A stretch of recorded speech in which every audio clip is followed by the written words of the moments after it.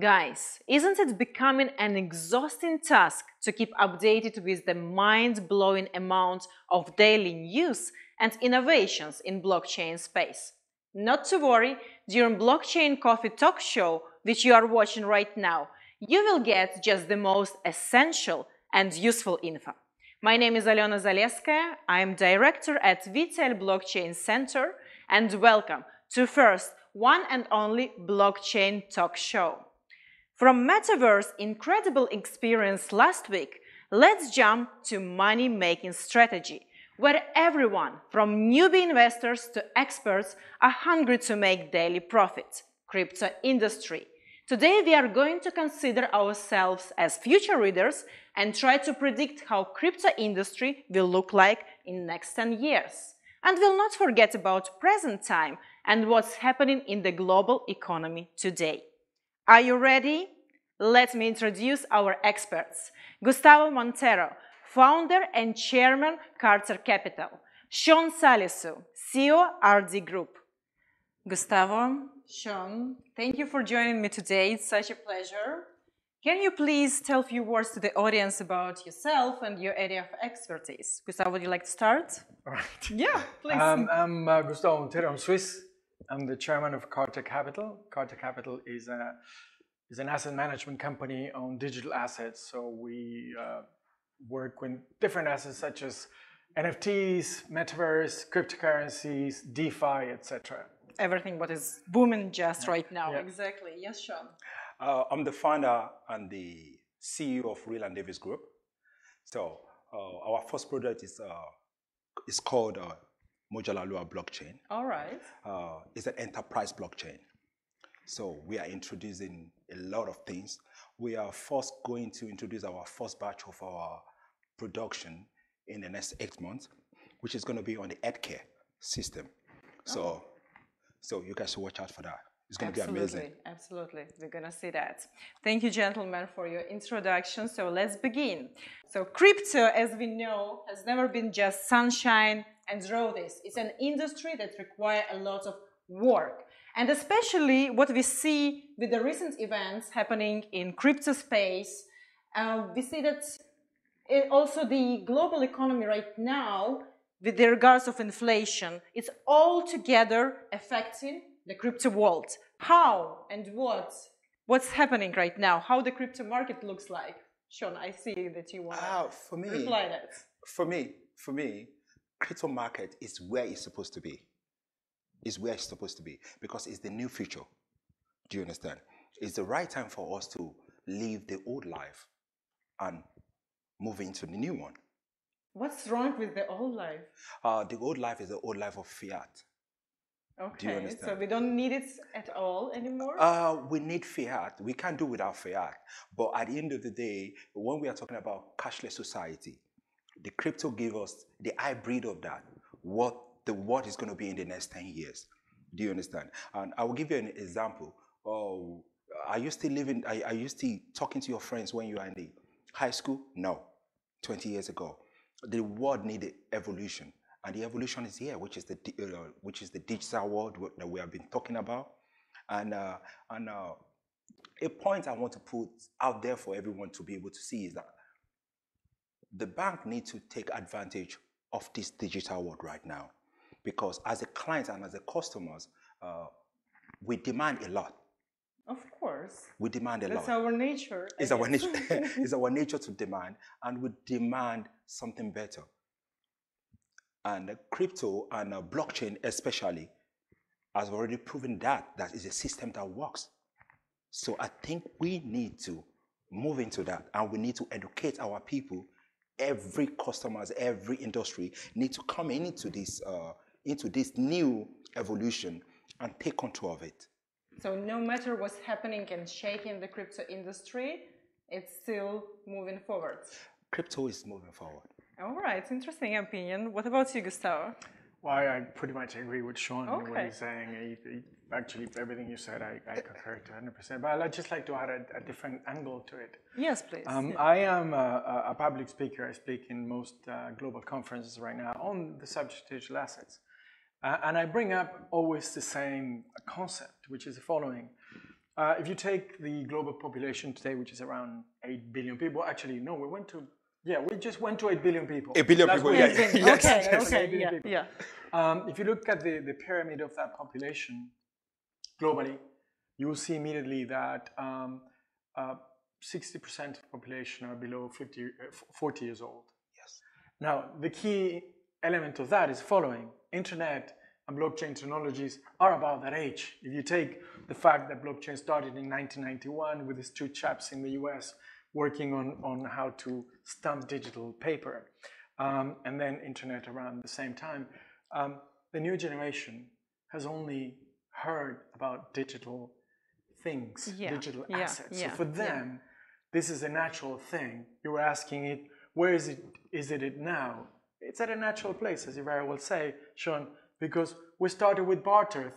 Thousands of years ago, we were trading camels for cows, whatever, and then we moved into paper with the Chinese that had the first bill, and then we moved into plastic money, etc. And then, right now, we move into digital assets as currency. So it is a natural evolution, but that natural evolution is compounded by the fact that we have a huge part of the population very young. So it's a normal thing. So what to do with the older generation? Because if I come to my parents and tell to my mom, you know, you don't go to the bank tomorrow because your salary gonna come somewhere digitally, it's gonna take ages. We're in transition.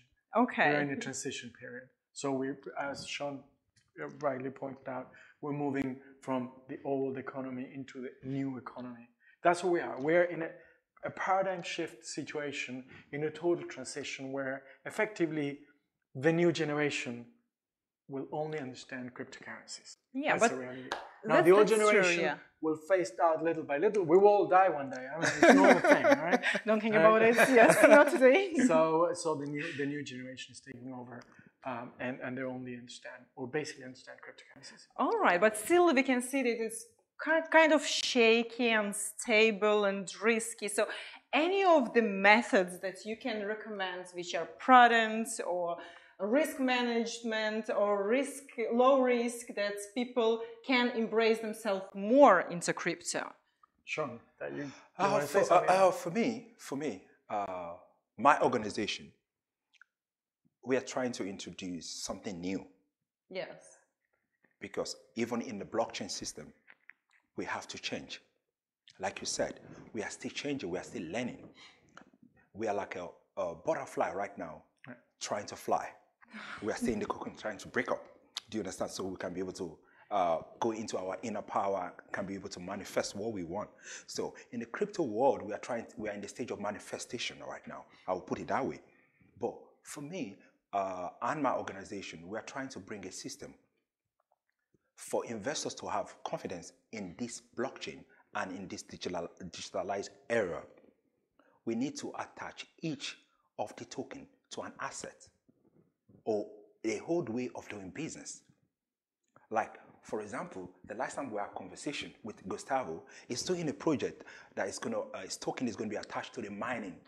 Yes. So we have to put this in place. So it will allow every business should have a token. Yes, I accept that, but it should be a running business. Yeah, I agree, Sean. I mean, he's absolutely right. Yeah. We're moving into an asset-backed type situation where cryptos will represent a real sort of tangible asset. You're right. We are now beginning the process of tokenizing a lithium mine in South America, and that will be an asset-backed value proposition. But I'd like to go back to what you said earlier in terms of protecting the investors. Yes, it's very important. I'm an old guy. I come from the old industry of banker. I was the CEO of a bank, and then I was in the board of directors of another bank in Europe. And in our firm, in Carter Capital, we manage assets for clients. All right. So we use actually risk systems and parameters that are some of them from the old school. Okay. Right? So, for instance, I'll just give you two specific examples. We need that. Celsius, we didn't take anything in Celsius. Why? Because that company was lending without collaterals. And if you lend without collaterals, you are in big trouble if everything goes wrong.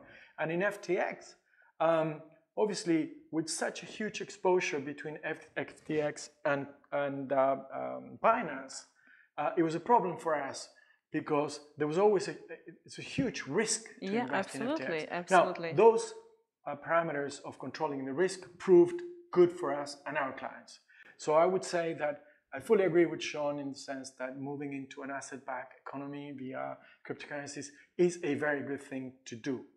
At the same time, I do believe that we have to keep the risk parameters in place, and some of them come from the old school. There's nothing, not everything is wrong. Yeah, we can't just jump to the new craze without taking something. Yes, let me add to that. Yeah. So that's why, as a CEO and a founder of Real and Davis Group, so our blockchain is built behind several businesses.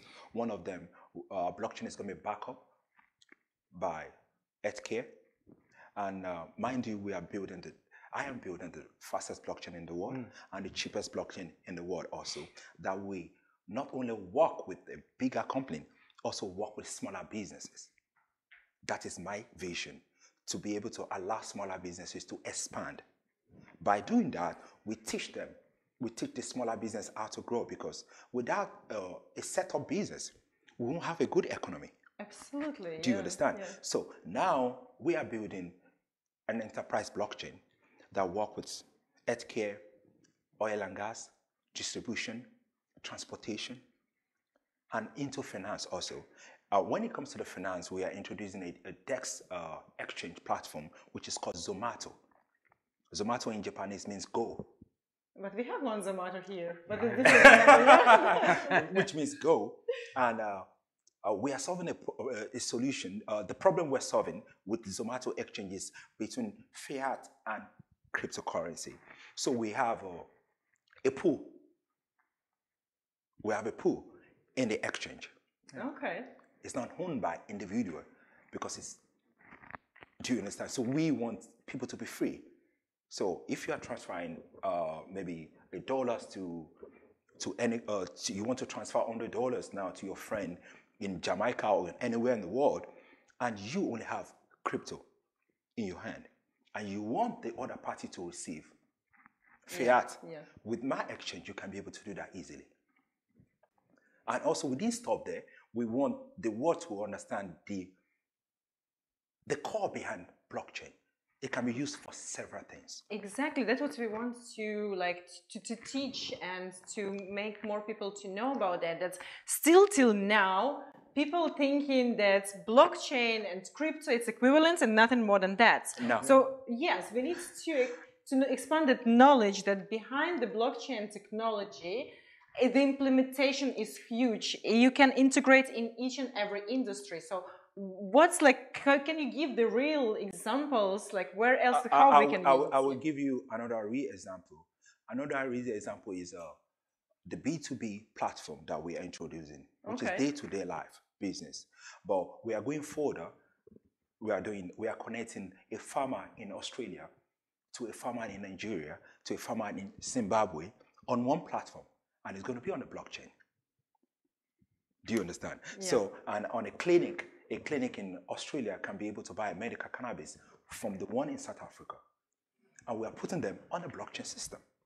Do you understand? We are introducing something daily life, daily activity. Yes, do you understand? Yes. And my blockchain we are ready to work with everybody. Do you understand? And Gustavo, you are also welcome. Yeah, I know. Listen, I was going to come. You gave me, Sean, you gave me the opening on what I was thinking. Yeah. Just to address the question that you were asking. So, for instance, Sean could be a party that we may be able to invest ourselves or our clients' money into it. So, how would we do it? We would look at the company the way we've always looked at any company. We'll look at their systems, risk parameters, people behind it, the concept, the market, the size, and everything. And all those elements will give us a sort of a grading note in a way in which we'll say we will go or not for that company. Okay. So yes, that is the way to go about it. And also I'd like to go back to the issue of blockchain and cryptocurrencies. Just once more. even if people know it. Blockchain is a technology, is software. That's what blockchain is, right? Essentially, is a database. But it's a database that has a whole bunch of different applications and systems inside. But it is a database, all right? And that database called blockchain is applicable to many industries. Sean is applying it, among others, to health, all right? But there is also real estate, engineering, aviation, I mean, you name it, governments. Blockchain is being applied today to all those industries as well. It's important people understand it. It's not only money, and it's not only cryptos, and it's not only tokens. Exactly. Yeah, that is what modular blockchain wants to prove to everyone, that it doesn't have to be, because if you check the industry right now, 92% all of them are into finances. And do you know reason being? Reason being, after COVID, a lot of people lost their jobs, they are home, they want to work. Do you understand? They want to do business, but they don't want to keep their money in the house. The only way they see is to invest in a crypto without no knowledge. Yeah, clearly, it's a matter of case studies. No, there are case situations where we are applying this technology, as Sean very well said, to all the industries right now. Yes. Now, this is, again, going back to the first question, a process of transformation. I call it industry transformation myself as an engineer. That's my basic work. I was an engineer once. Been in finance for 40 years, but I was an engineer, so I understand transformation. Yes. And that is what we're going into. So, for instance, the fantastic things that Sean and his team are doing, they are transforming the industry. They're using this technology to provide a better service for people. That's what they're doing. Yes, it's an amazing thing. And once again, we need to understand, and thank you very much, because you prove a point there. If we want to make this new world of us be a better place, we need somebody like you, because if from the beginning we need to do vetting, we need to do vetting. We need to secure. See, I'm gonna call names because I'm into the business also. I'm a CEO of a company. The issue of Binance being hacked $500 million is a slap onto Binance, because they are still operating. Yes, it's a slap onto Binance. My name is Mujala Luashon Salisu. Do you understand? I will stick to my word. Do you understand? And I will sit down with them and I will tell them what they did wrong. See, my blockchain. Okay, next program. Because my blockchain right now, the first problem we solve is the issue of wallet. It's the issue of wallet. We have the most secure wallet in the world, and my platform is a blockchain. I'm not building my blockchain on any other service. I'm a layer one service, and I'm Web 3.0. We need to secure the wallet first, because the wallets are the clients. Absolutely. The wallets are the clients. The wallets are the people. The wallets are the investors. Note that it's a very good point you're making on these various problems that have occurred in this industry. Basically, none of them have occurred at the level of blockchain itself. On major blockchains. About the major ones. There are many, so just they occur at the level of the wallet and at the level of the exchanges. That's where the problems are. Right? So effectively, what companies like your company are doing is bringing better systems within a system that exists already. And this is a natural evolution of business. And that's what we need, absolutely. And as I promised at the beginning, we're going to be a little bit of the future readers. Let's start, we're almost at the end of 2022, so let's start first with the next year, 2023, and let's talk about the arts of marketing. So how to leverage the data in order to get the return of investments? What should we do? But let's think in the creative way. For me, number one, when we are talking about marketing, we need to forget the old way of marketing, number one. Okay. I love to solve problems. The problem in marketing that we have is this. Number one is the database. How sure the database that we have. Right now, we have a new system. And I want to point one issue that people don't even know out there in the house, like our viewer, because we need to, this WeTV is to educate people. Exactly. Do you understand? Yeah, absolutely. So, when you see cookies, they will ask you, do you want to deny it or accept it? Can I tell you, cookies is a way of saying in a good way, can I hack you, please? And but the majority of people, what they say, yes. They say yes. Exactly. They have access to you, they have access, and it's not protected. Yeah. So with the blockchain system now, we can protect the data, okay? And when you are talking about 2023, my vision for 2023 is going to be changed because now 2023. You have just 1 month. Yeah, it's going to change. It's going to change. There's a lot of company out there. There's a lot of visionary like me. There's a lot of people, a lot of great-minded like Mr. Gustavo here, working towards for the world to change. Do you understand? 2023 is going to be a wonderful year. Let's forget about what happened in 2022.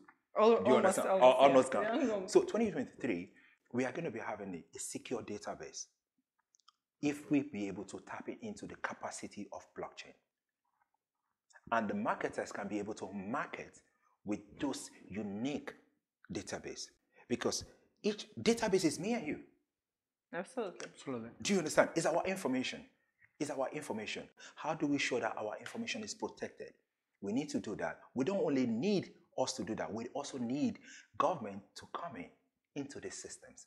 You see, whatever we are talking about here, it's not going to come into play. Government needs to play 60% or 70% into what we're saying. Do you understand? We are only doing our best. And also, the crypto world always say, we want to be decentralized. We want to be decentralized. Yes, of course, we want to be decentralized. It's like a son telling his dad, Dad, I'm 18 years old. I'm not going to sleep in the house anymore. Yeah. But at the end of the day, when you want to get married, do you know who is going to be at your back? Your father. Yeah. Do you understand? See, because the father have to give us, the father always give a baton to his son.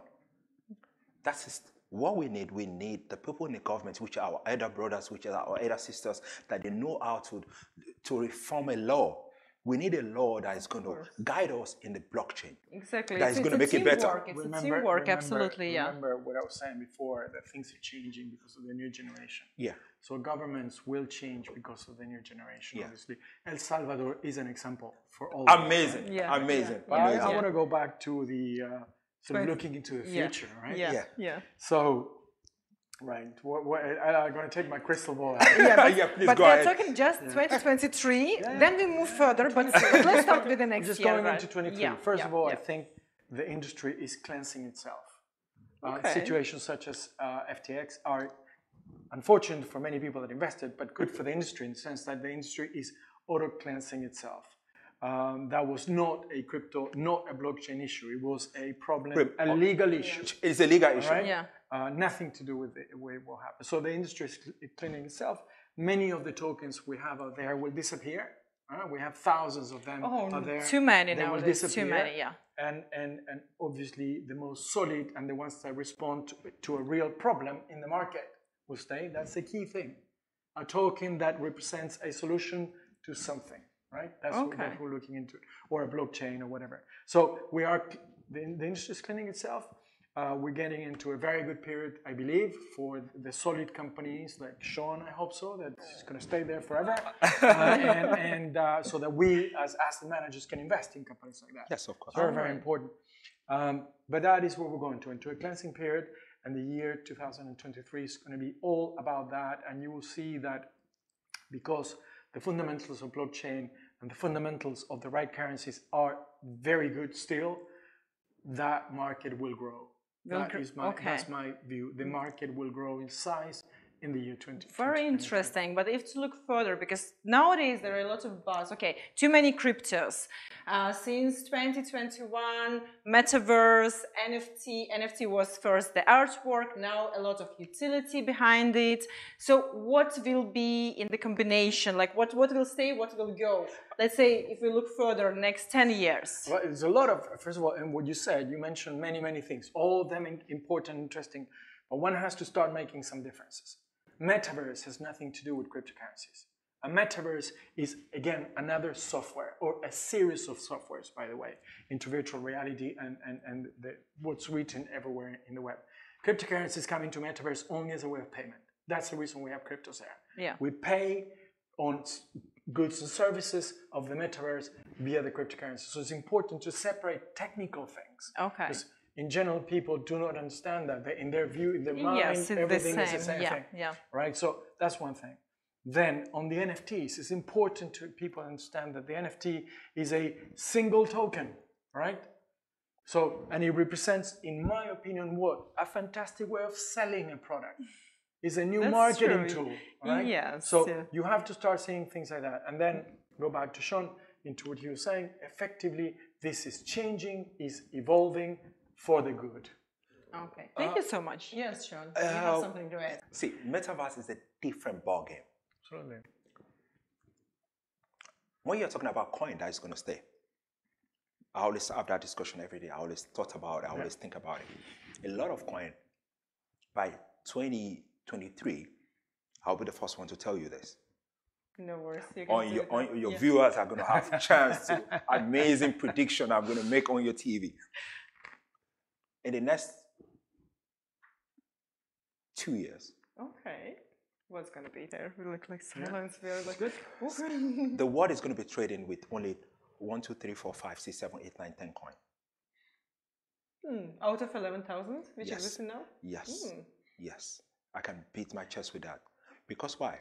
It's recorded, so after 2 years, I'm going to give you a call. Give me a call. And if it's different, Give me a call. we have to get... Give me a call. See, I will tell you something. Do you believe that Saudi Arabia is going to beat Argentina?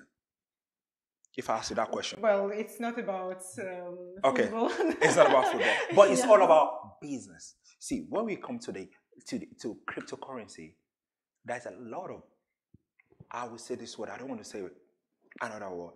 There's a lot of asset there that are not asset. Absolutely. See, the world is awakening. Like what you said, sir. The world is awakening. And the digital currency is coming. And it's evolving every day. People are learning every day. People will stop buying those coins. People will stop investing in those coins. Asset management companies are going to be investing more than what they are doing before. New tokens will appear. Yes, of course. Okay, Jola token is coming.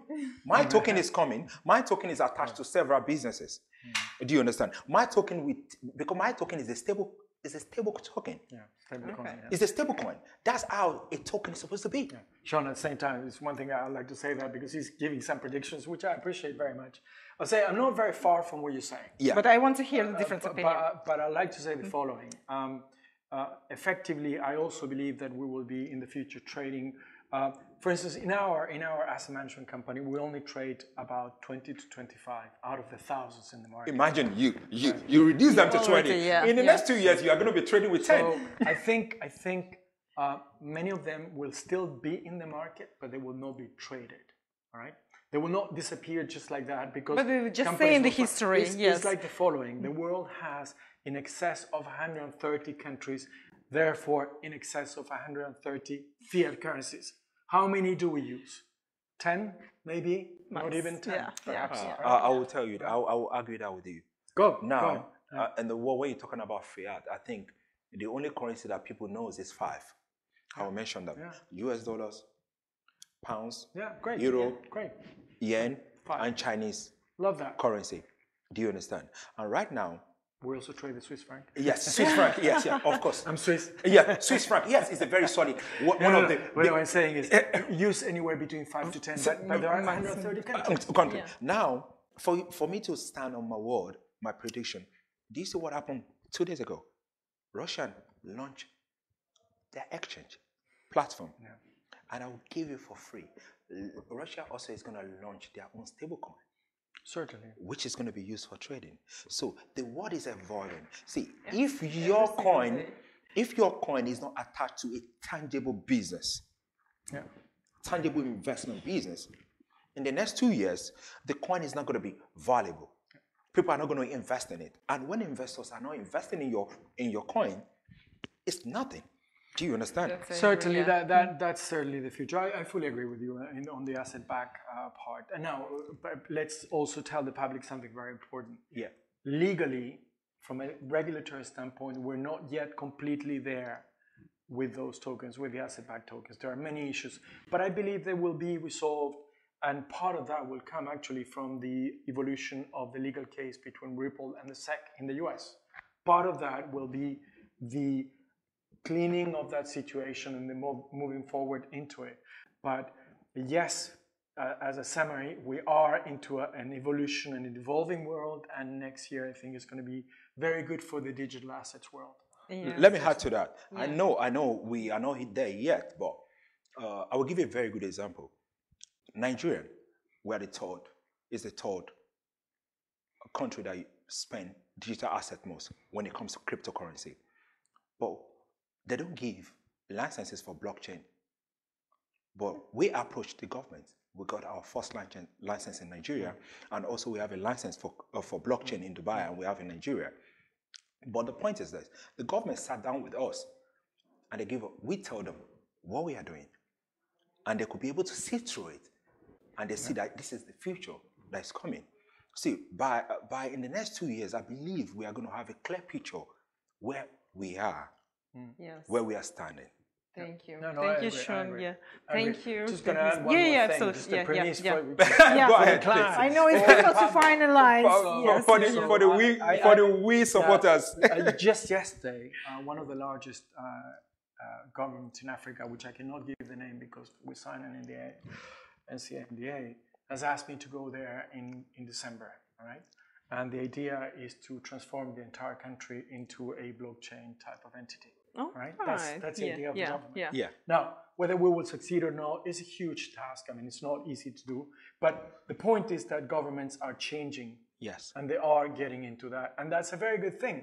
Because if governments get into it as well, in the digital assets world, the cryptocurrencies world, then it's a moving feast in the good sense. Absolutely. Right? Yesterday you can see what Dubai is doing. Dubai is number one. Why I love Dubai is this: they are already into the business of digital assets. You see, the healthcare, they are already in it. Now the metaverse world, they are launching the biggest metaverse I think in the world soon. Yeah. See, if every country can be able to